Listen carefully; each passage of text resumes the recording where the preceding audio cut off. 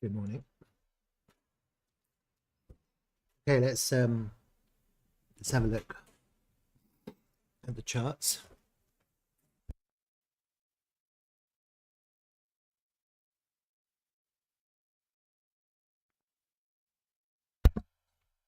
We have a weekly candle finishing today, closing today.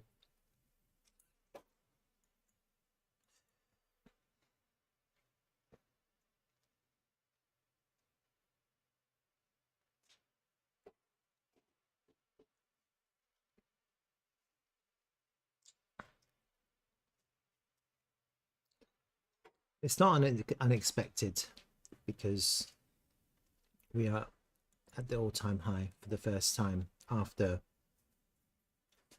3 years to get a little bit of a rejection at the all-time high. It's not unexpected at all. Yesterday's daily candle was quite a bearish candle, decreasing volume, closed lower than the previous day low. It is a bearish candle and it is a continuation candle, but it was a decreasing volume candle, so it just means that people aren't buying right now. They're just waiting for the price to exhaust before they start buying.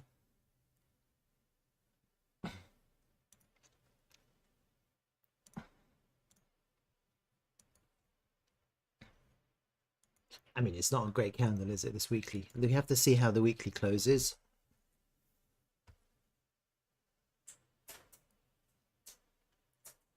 Because effectively what you're creating is a weekly level, but that weekly level is just above the all-time high, the previous all-time high. What does that mean?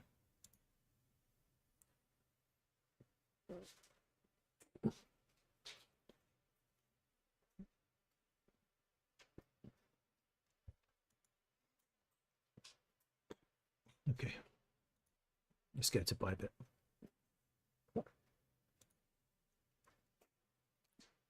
I had some trades planned for yesterday, and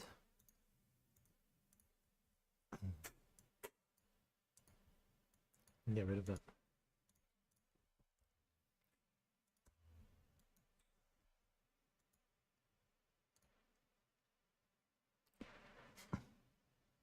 I didn't take the trades because I was asleep.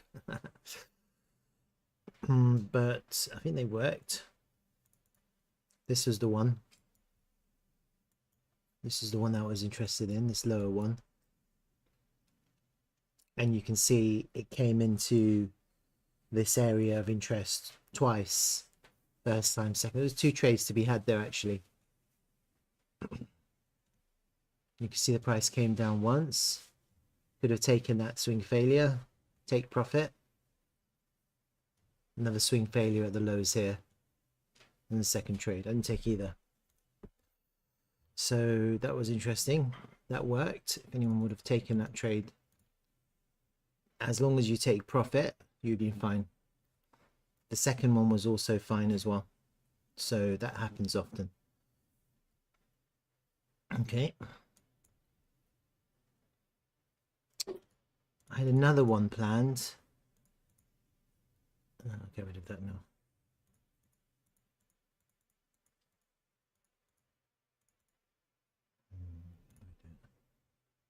I had another one planned, but that I didn't take that trade. I saw it and I didn't take it. I didn't take it because I didn't see a reaction off that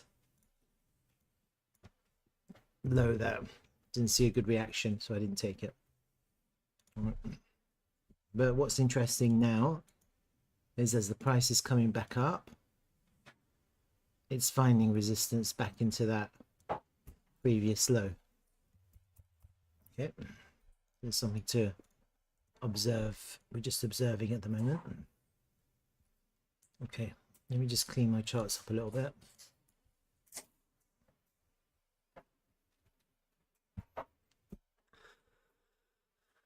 Get rid of all of these.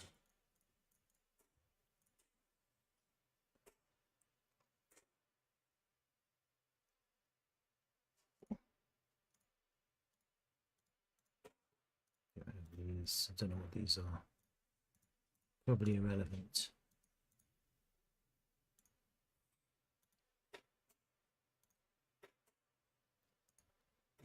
That's interesting. Where are we on?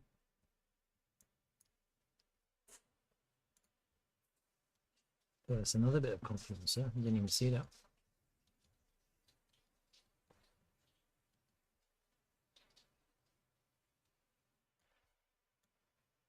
Okay. It's not that relevant. Get rid of it.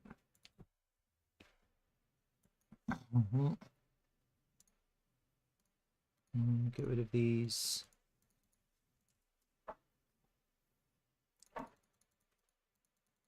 That's fine. Okay, we have some SPs underneath us. Okay.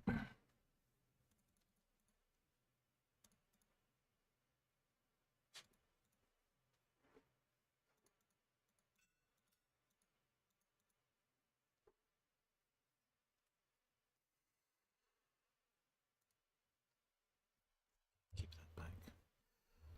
Right, let me hide these now. It's better.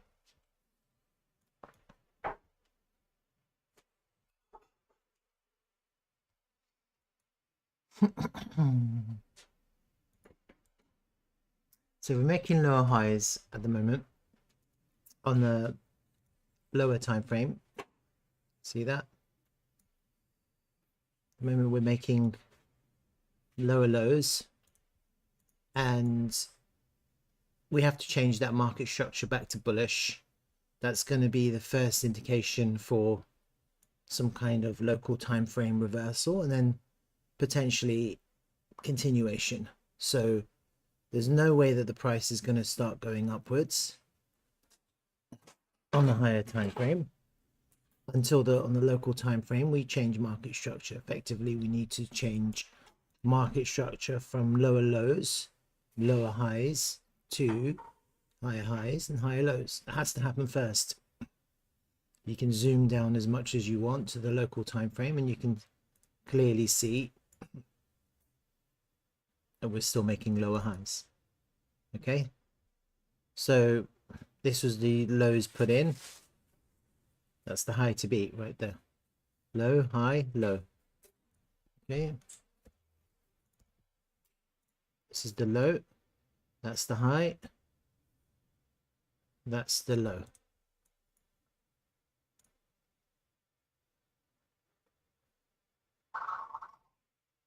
From there to there to there to there. See that? So we've changed market structure on the local time frame to bearish, and at the moment, unless we can go up there and make a higher high and come down to make a higher low to go up and continue the bullish market structure, we're going to be in a bearish market structure at the local time frame. That has to happen first. So that's going to be your indication for starting to buy again. You know, you can break this down as much as you want. You could argue potentially in a local, on the 5-minute time frame, we are trying to change market structure, because on the 5-minute time frame,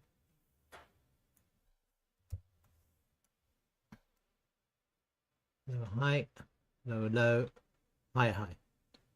See that? So we're putting in a higher high now on the 5-minute time frame. As long as we don't make a lower low on the 5-minute time frame, you could potentially change the market structure on the 5-minute time frame. But even if you change it on the 5-minute time frame, you still need to go up into the hourly time frame, and you basically need to get back above this pivot here. I think this one here, and that's going to be the first sign of a market structure change. That's what we want to see. Okay, so until that point, I think we're just probably ranging. The range always lasts longer than people think, always. Let me get rid of these daily levels.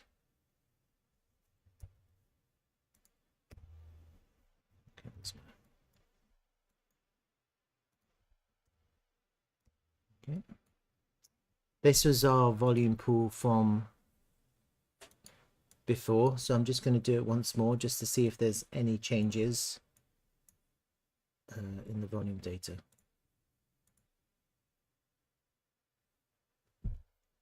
Yep, you can see that there's some changes now. The red lines are the previous volume data, and this is the current range pool, volume range pool.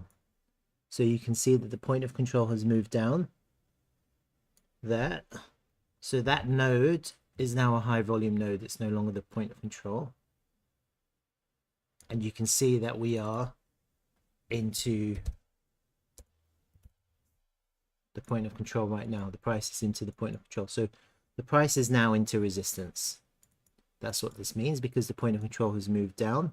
It's good that the point of control has moved down. We want the point of control to move down in the range. If the point of control moves down, that's the first indication of some kind of bullishness. The lower it gets, the better. So I don't think it's going to get any lower, because you can clearly see on this volume profile, there's effectively 3 high volume nodes in this range, and we're at the lowest one at the moment, which is now flipped to become the point of control. Okay, this is the range. The value area lows moved up. That's also a good sign. It means the range is slightly higher. The point of control is slightly lower. Effectively, this is our range now, and I don't know what people are thinking, but I think we could potentially be in this range for a long period of time. I'm talking potentially weeks. We've only just began forming this range from the 4th of March, where we entered this range. We lost it for a little bit, and then we just bounced right back up, and that was on the 6th of March. And now we're just effectively, we are range bound. That's what I see. I said that many times in my streams. I said that we're in a range, and we are in a range. I never saw going to the all-time high as the breakout moment that we were all thinking about, or many people were thinking about. And you can clearly see that as the price made newer highs, it was losing steam. It was losing steam. So I think this is the range that we're in. I'm not at the moment thinking lower. I'm just thinking potentially we just range. And now that we're kind of in the lows of the range, I'd like to see us to go to the highs of the range, but right now we're into resistance, and there's a little bit of a local time frame bearish trend that has formed that needs to be changed. Okay, that's kind of where we're at now. These are this is the low that we have to get above, sorry, the high, and we've just put in a low here. Are we going to get up there? It would look really bullish if we do, and that would be very bullish. We were suddenly to just go up there. That would be very bullish. Then people would be buying the pullback to go up. I think it's more likely than not, dare I say it, for us to go down again and potentially clear up these lows one more time. That's kind of what I'm thinking. I'm thinking that because there's a pivot here that hasn't been taken. The liquidity underneath this pivot is still intact. Okay. And so even though you're not late, Sebastian, good morning. I only just started. It's less than 10 minutes ago. Welcome.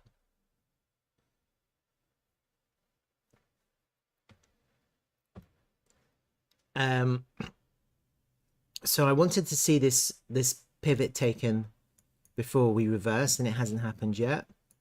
That was my initial trade, even though both of these trades would have worked, just simply because the price had the swing failure pattern on this pivot here. Yeah, so there was two easy trades to be had here.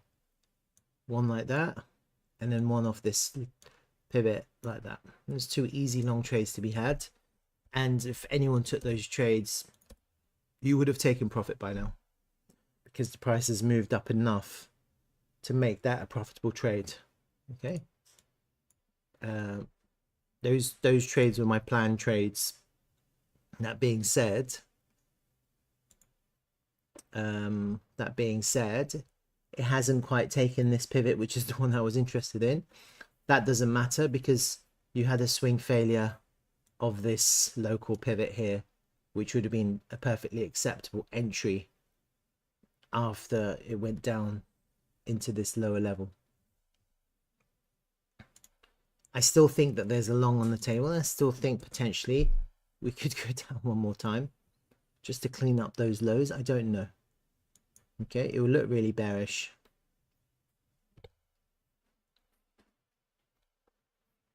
It would look really bearish. And that's kind of what you want. You want it to look bearish. You want it to look very bearish, because that's when shorts load up, and then we can squeeze the shorts. And that's effectively how the price moves upwards, by shorts getting squeezed and by shorts closing their positions at market. That's how the price moves up. So I still think there's a long on the table here, just one more time. But it is now local on the local time frame, and it is looking quite strong. This kind of behavior, this kind of pattern here, when you come above this kind of neckline, is quite strong. But we are into the point of control. Potentially we're making another lower high, potentially. So I've got this trend line, and we're into that trend line. Its trend line has been hit a few times, and the more that it gets hit, the weaker it gets. But I'm actually potentially, in my mind, unless we can break now, and that's what would be required, a little bit of a break, I think it is possible. Either we fake out and go down, or we just go down. Again, one more time. Maybe we just kind of lose steam, fall back underneath this kind of neckline, and then just go down one more time. Or we get a break and just fall back and just follow, and then just, or something like that. I'm not necessarily thinking this is crazy strong. And effectively what's going to happen is people who have long this second swing failure, if the price starts to show weakness, they're going to take their profit at market and pull the price down one more time. Yeah, that's kind of what they could do. I'm not feeling strength in this, and actually it looks a little bit like a local time frame bearish harmonic. A little bit.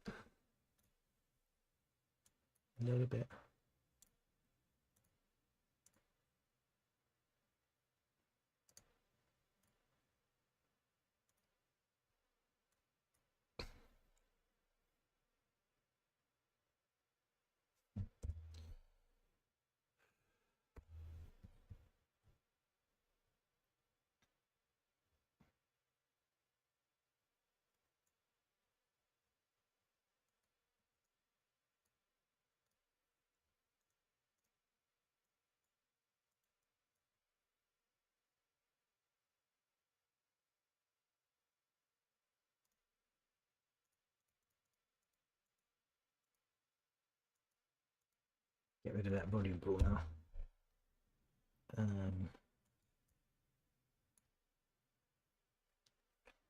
So I still think that trade is on the table. I don't necessarily think that we are going up.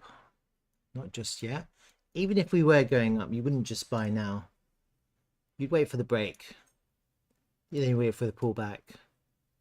See where the price finds support before you bought. You wouldn't just buy now, because you want the pullback. You want people to take their profit.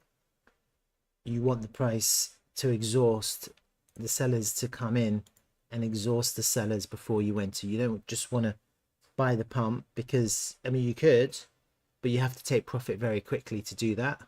You wouldn't buy the pump and hold. You're more likely to buy the dip and hold. And also if that was to happen, you'd have a very easy invalidation, which is what you want. You want an invalidation. Yeah, right now, where is your invalidation? Longing now. You're longing into resistance, but that's your invalidation. And as soon as the price came back and did that, you have there's no value to the amount that you risk. Yeah, so it's a really bad trade to long now. You could short now, but I think it'll be a lot easier to short once you have an invalidation, and the invalidation is the current local pivot that you're putting in now, potentially. You have a nice neckline here. So if the price was to kind of fail, come underneath the neckline, then you have there's a nice short on the table there, because you have an invalidation and you have a target, which is the lows. Yeah, so if that was to present itself, you could short. You had to risk your percentage, 0.5%, 1%, whatever you're risking. And obviously if that was to happen, you don't really want the price to do that again. You want the neckline to hold as resistance. Once we lose it, you don't really want it to hold and do that. That would be kind of, then you're back into a long potentially, because now you have a long invalidation. So, and you're back above the neckline again. So that's not what you want to see. You almost want to see, once you lose this kind of imaginary neckline, I mean, look, it's coming above the line now. I wouldn't long that. I'd wait for the pullback, but maybe we're going to fake out, fall back and head low. I don't know. That would make more sense to me. And then you don't necessarily, even though you target the low, you must bear in mind that wherever we put in this local high, you're going to have some kind of golden pocket. So you could get this kind of, if you were to lose that neckline, you wouldn't necessarily have to have a big invalidation, to be honest with you. And then you'd probably be looking to take profit at the golden pocket.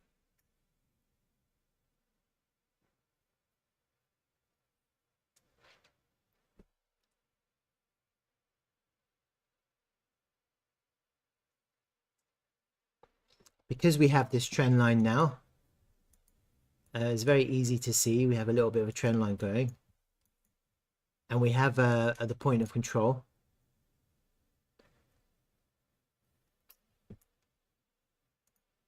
Which we're slightly above now. You could short as soon as we lose the point of control. You'd have an invalidation then. I might do that one and try short. If we start losing this point of control now, and short for a lower high, this would be safer. Lower down, losing this neckline would be safer, because then you're going to get longs close. Longs from this low here, they might still be open in the open positions. They might not have closed yet because they're aiming for higher. They might be thinking that this is it. This is the low. The low's been put in. So you could short, but you really don't want to short while the price is above the point of control. You want to short after you see a clear rejection, and we're at that point now where there could be one, because we're trying to go up. It's not really going. As soon as you get a nice candle that closes down, back down, then you have an invalidation. At least then if the price does go up, you know where you're wrong, because that that pivot would be your invalidation, that local pivot that's been put in. So locally I'm thinking still short, and then if you want a long, you can't long here, you just have to wait for the pullback, and that would be, you're still, you know, you're not, this isn't like, it's not an amazing long either. It'd be more of a scalp. All of these are scalps, really. I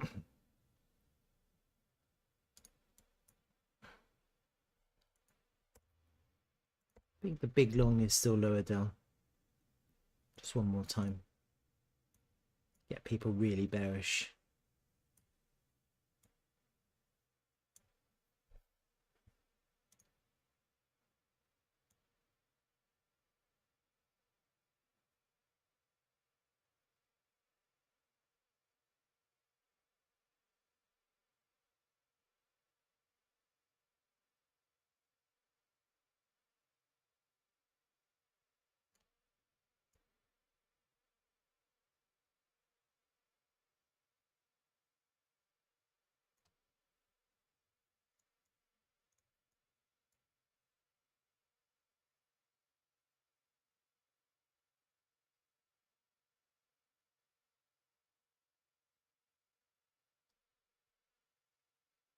Let's see.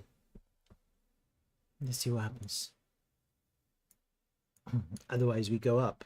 We go up. You'll come to kind of find resistance in this high volume node here. I still wouldn't long. I don't think I would long. Not right now. It's in a good place to long, but I just, you know, the problem is we have this trend line that we need to break. And we're still looking at a 1 hour time frame bearish market structure. We have to take out this pivot here. Possibly you go into, possibly you want to go up into the high volume node, come back, hold the point of control as support, and then you could long. That would make more sense, because at least then you're longing after people have taken their profit and you're coming to back test point of control. You're still going to a high volume node, but at least then you have an invalidation and you're longing on support. You're not trying to chase a FOMO into a pump.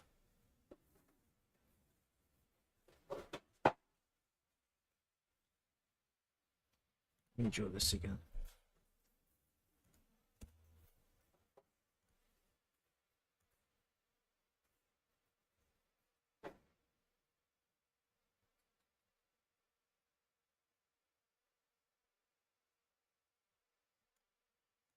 That'd be nice.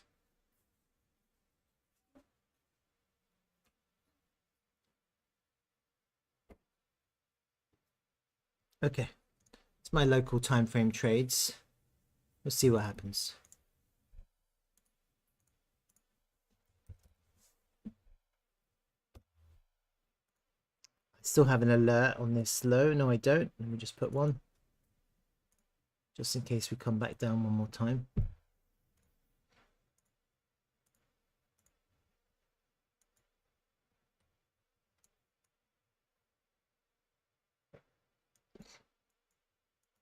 I'm going to put an alert on this point of control crossing.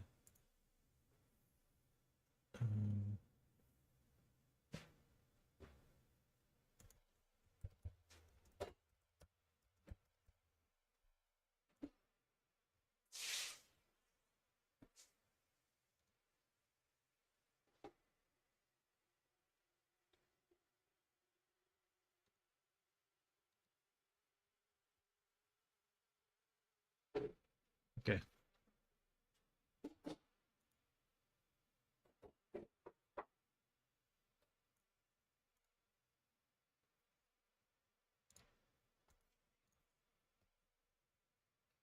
That being said, I mean, yesterday's daily candle was bearish, but this is a potential reversal candle, yeah? Because it's a very it's a bearish close, but it only just closed, and now we're seeing a pullback. Maybe the price is going up. We have to see how the day closes, but then you're forming a little bit of a reversal pattern here. Effectively, what you would need to do to fully reverse this is the price would need to get above this previous low. Like, you'd really need a close right up there in the highs, and then the next candle will come back and just back test that and hold that previous low as support for continuation. Then you'll have a really nice reversal pattern here. Otherwise, it could be a little bit of a just a little bit of a pullback for continuation further down. And obviously we have to see how the price closes today, because obviously on the weekly time frame we're forming our weekly candle. In the context of Bitcoin bull run, red candles are bought. You have to bear this in mind. Yeah, that's a good entry. There's a lot of people in the bull run market who are buying red candles, and the weekly ones are the ones that they buy because they're the higher time frame ones.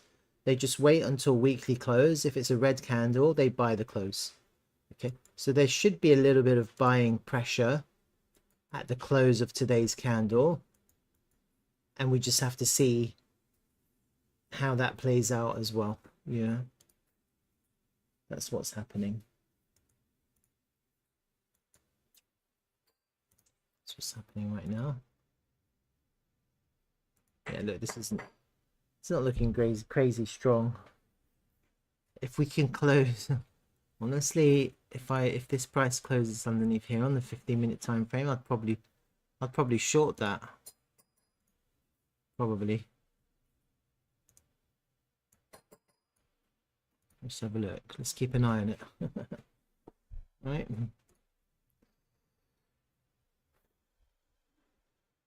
Okay. On the higher time frame, people might be wondering, when's a good time to buy Bitcoin? Okay. I'm going to tell you.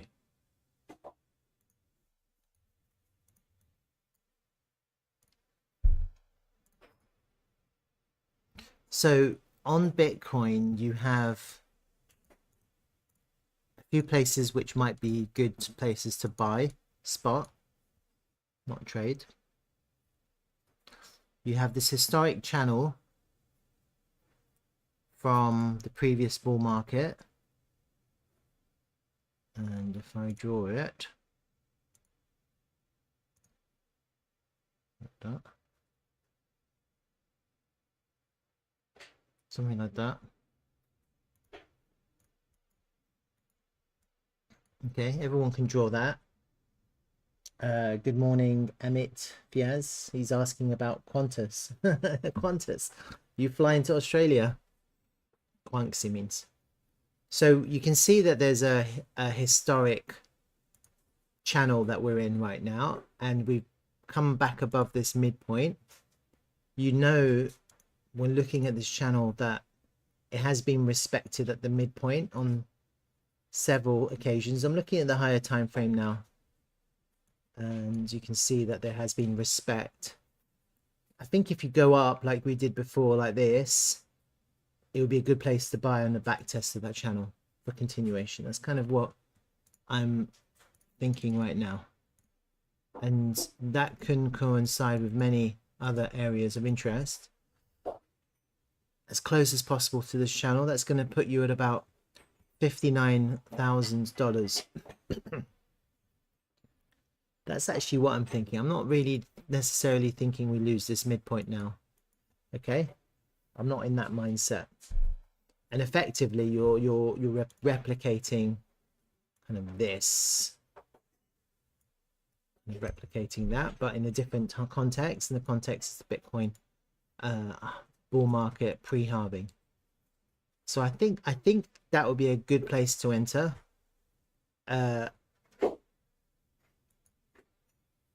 Does it coincide with any other areas of interest? Well, you obviously have a potential entry, and that's what I'm interested in, is the entry.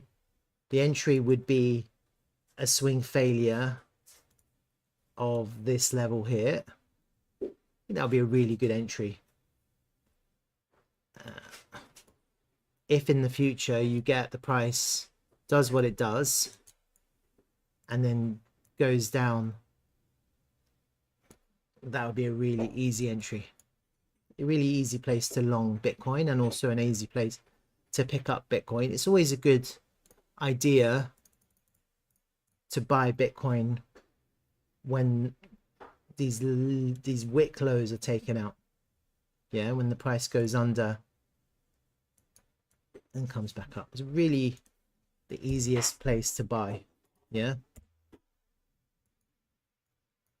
Then obviously the next level is going to be about 50,000. But the problem with going down that far is it's going to look really bearish. I think that's the problem. I think it'll look a lot more bullish, and I think I'm expecting bullish if we just hold this higher level here. If we just kind of, for the next month or so, we just range here. I think that will look quite good. And I'm not necessarily expecting lower at the moment. I think if we did lose this pivot and this mid channel somehow, I think we'd go down quite fast to the next area of interest which would be here.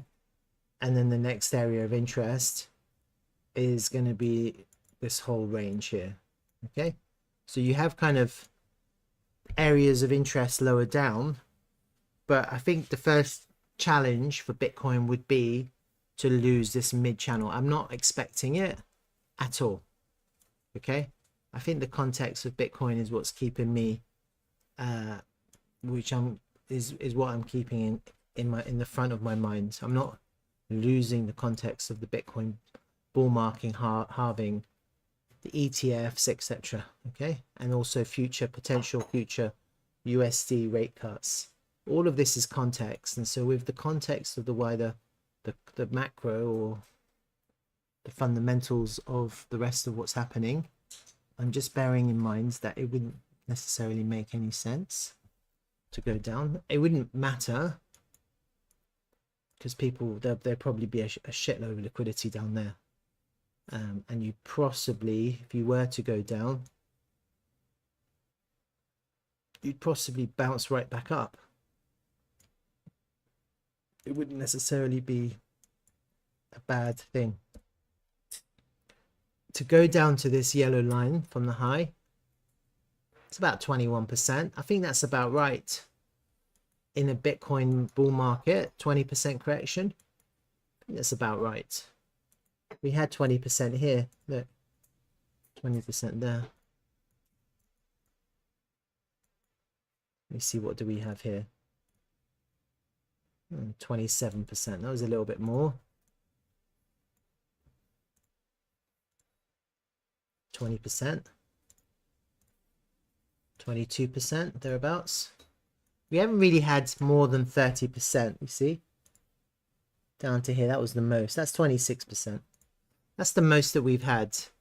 So from the all-time high, the current one, to this wick low, it's about 20%. That's kind of what I'm thinking. But I don't necessarily think we're going to go there suddenly. I think we're going to range and then go there one more time. And possibly, which is what I was saying before, we're possibly going for doing this fractal, where we make one more attempt for the all-time high, then go all the way back down. I don't know how this is going to be. Like that. Where we take both the high and the low. That would look really bearish to take the high. Okay, that would look like a double top. Then you go all the way down, take this low, and then you go up. Very similar to this price action here. So I'm still thinking this. I'm still thinking exactly the same. Not exactly the same, but I think the context, it would make sense.